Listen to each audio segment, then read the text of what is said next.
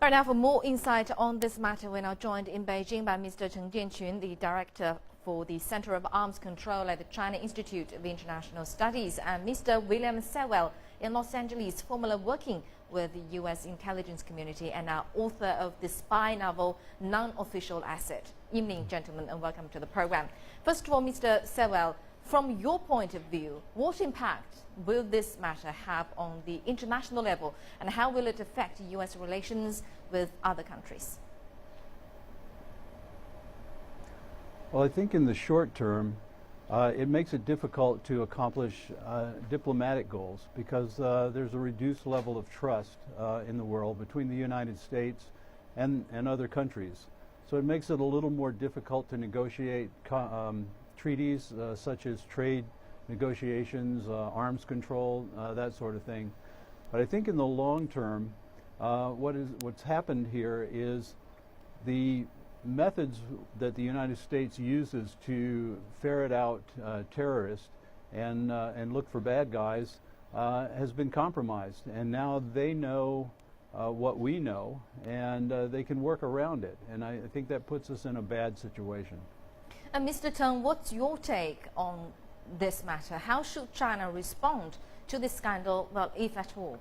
Yeah, I think this is really a tough test for the central government.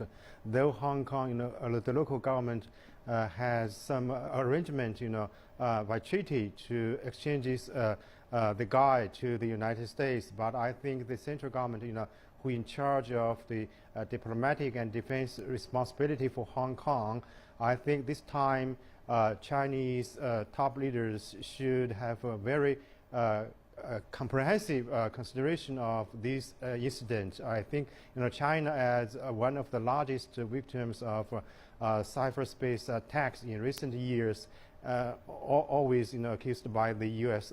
officials and some experts.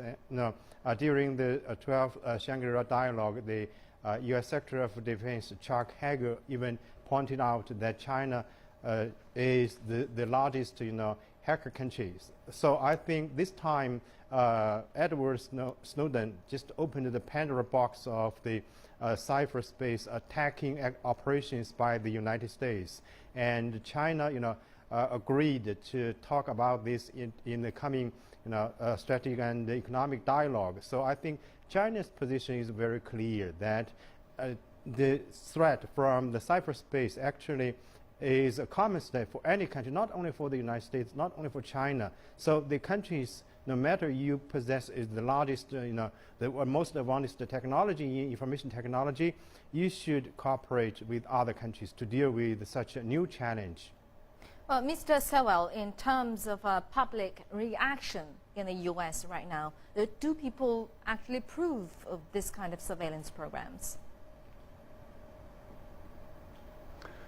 Well, as the poll showed, some people do approve, some people don't. Most of the country, I think, is undecided. And where we have to really look internally as a society in America, and perhaps in the rest of the world, is where do we strike a balance? We're looking for the balance between security and privacy. And the unfortunate thing is you can't have both at the same time at the same level.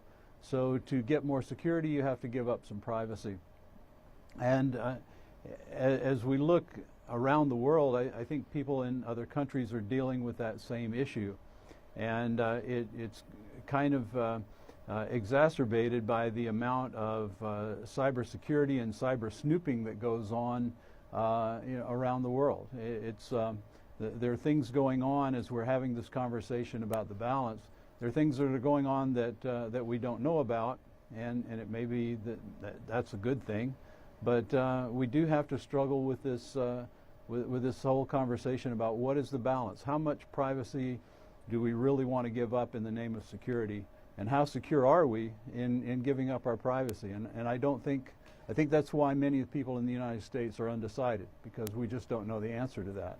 And Mr. Teng, there is indeed rising concern regarding global cybersecurity. Is there a way that this problem can be solved? Yeah, I think this is really a new challenge for the international community.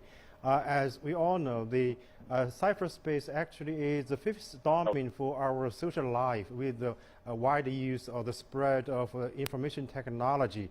And the military, of course, will be involved in this domain.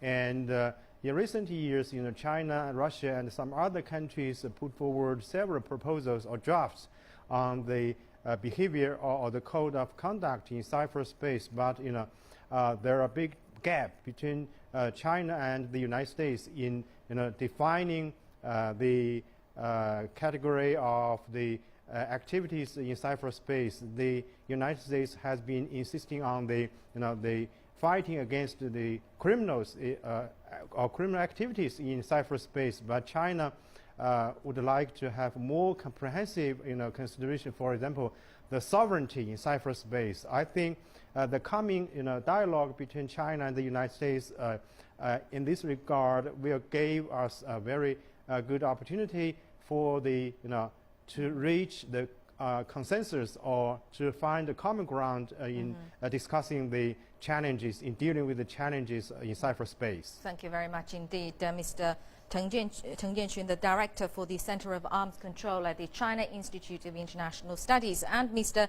William Sewell in Los Angeles, formerly working with the U.S. intelligence community and now the author of the spy novel Non-Official Asset. Thank you very much indeed, gentlemen.